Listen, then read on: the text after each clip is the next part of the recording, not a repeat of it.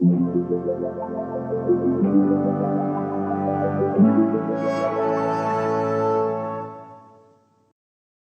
episode of Analog Resurgence is brought to you by Squarespace. Use the link in the description of this video or the code Analog Resurgence to get 10% off your first purchase at Squarespace. Tri-X is one of the staples of black and white photography, a super classic looking film that Kodak has offered for decades. Of course it's changed over the years somewhat, and an older crowd I find will be quick to let you know that this Tri-X is not the same as this Tri-X, but it has long been a favorite for photographers. But outside of still photography, Tri-X is also a great looking film in the Super 8 motion picture format. Available in both Super 8 and 16mm, Tri-X is a black and white reversal film in motion picture formats, different from its still photography counterpart, which is a black and white negative film. This refers to the developing process that the film goes through after shooting and how it comes out in the end. Black and white reversal film means you get a positive film back after developing, which is awesome in motion picture formats because you can put it through a projector and actually watch what you shot. This is always a great experience, and Tri-X gives a nice, contrasty yet flexible result when shooting that makes for a fantastic projected image. Black and white reversal is also somewhat uncommon outside of motion picture film. You can get Tri-X reversal in both Super 8 and 16, as well as Fomapan in regular 8mm that's intended for reversal. In the photography world, there are few options intended strictly for reversal processing. Black and white reversal is an intricate topic in terms of the developing process, and it's also one I've tried tackling before on the channel in a sort of DIY method. Many black and white negative films have the potential to be developed as a reversal film, but it isn't always easy. For Tri-X in 60mm and Super 8, it is usually best to just find a motion picture lab that is able to develop Tri-X, and a lot of them out there do. They can of course be done at home using developing tanks such as the Lomo and Morse ones, but those are old, kind of hard to find at this point, and especially for beginners, it is really just the best experience to take film to a lab for this stuff. Whenever I shoot Tri-X in Super 8, it is always processed and scanned by the motion picture film lab here in Toronto, Niagara Custom Lab, so I will link to their website in the description below. For reference, I paid about 104 Canadian dollars for the film itself, plus developing and scanning. One cartridge of Super 8 amounts to about 3.5 minutes worth of footage if you shoot it at 18 frames per second, which is the Super 8 standard, and especially the standard for most Super 8 projectors, which is best if you're shooting reversal film that you want to project later, or you get about 2.5 minutes worth of footage on a Super 8 roll if you shoot it at 24 frames per second. Tri-X is a 200 ISO film in Super 8, which makes it pretty easy to work with in a few different settings. It's technically a 160 ISO film if shot indoor under tungsten lights because of some sensitivity loss to that type of light source, but you at least don't have to worry about that orange filter inside of those Super 8 cameras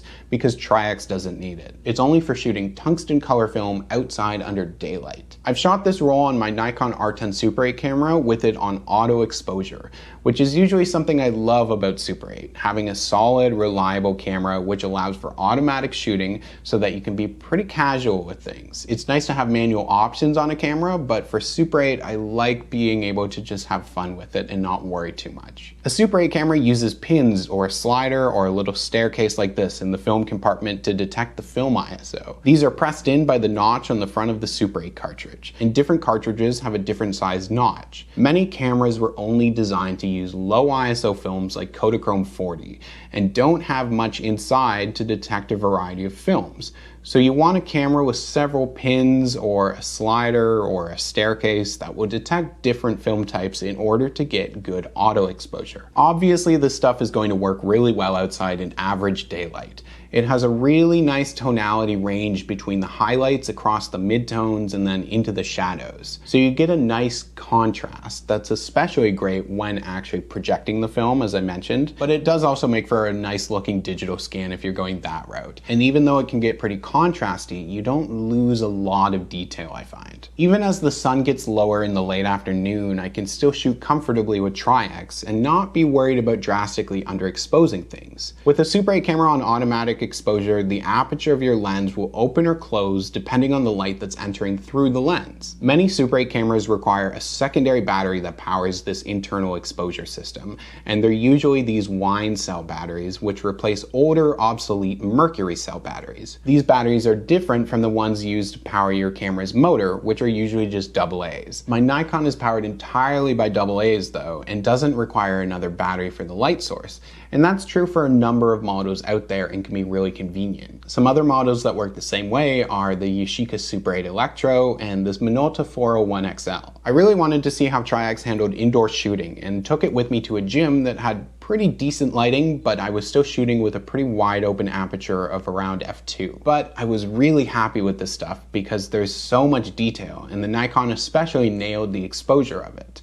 The film does handle some low light stuff very well, and if you wanted to work with this in a studio with some lights, you'll likely have some really great results. It does have a pretty chunky grain that stands out, especially on Super 8 because of how small the Super 8 frame is. It doesn't look as good as, say, Vision 3 50D, which has a nice fine grain to it, but I think at least that the grain gives Tri-X a lot of charm. There's a really great contrast here with this film, and sometimes reversal film has a pretty tight range of exposure before you start to blow things out in the highlights or crush things in the shadows.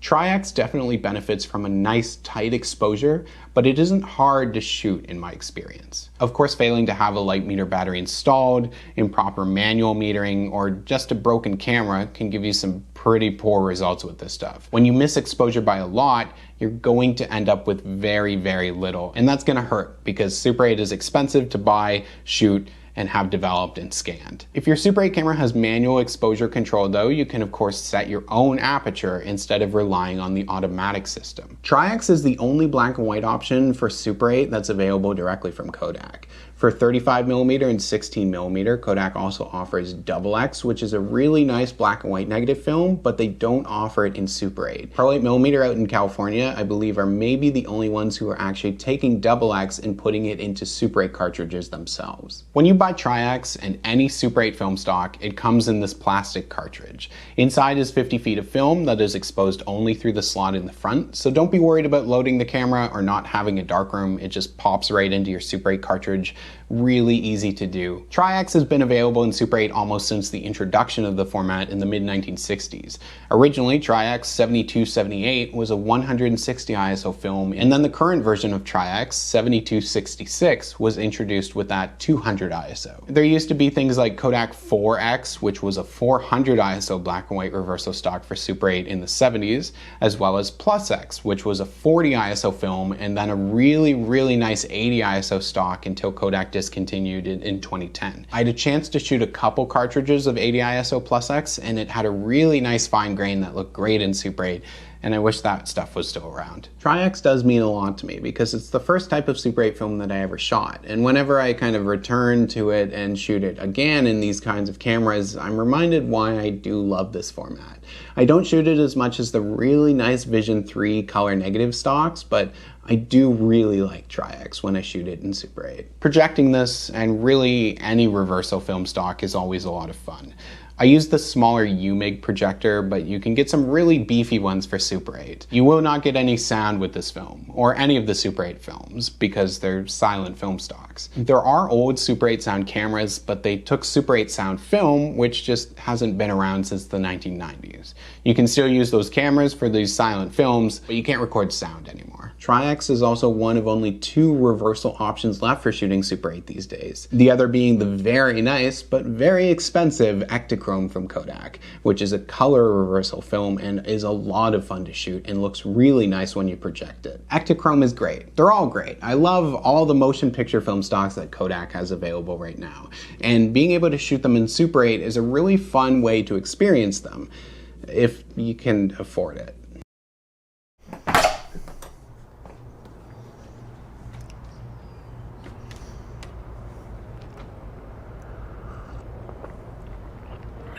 Let's talk about Squarespace. Squarespace is sponsoring the video today, and you know what it is. There is no better way to build a website than Squarespace, using their different templates to make a website about literally anything. I mean, within reason, of course, let's not go crazy. But make something that's personal to you, for your work. If you want to sell something, you can do that on Squarespace. If you want to showcase stuff, you can do that on Squarespace. Combine that with their incredible support, and it is so easy to do. You don't have to know how to code, you don't have to know how to do anything about professional web design, because it's all taken care for you right out of the box. Maybe your friends have a Squarespace website. Well, you know what I say?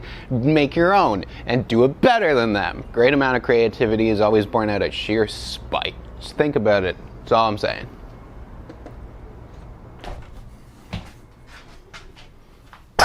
Use the link in the description of this video or use the code ANALOGResurgence at checkout in order to get 10% off your first purchase at Squarespace. Thank you so much for checking this out. There's links in the description below for Niagara Custom Lab and Pro 8mm if you're interested in the things that I mentioned in the video. There's also ways to support the channel through the Patreon, and there's a little bit of merch available as well, and that stuff goes a long way in helping me to kind of support this stuff and keep this stuff alive and move towards some bigger and bigger ideas that I have. But if you don't have the ability to do that, then thank you so much for just watching, and I'll see you soon.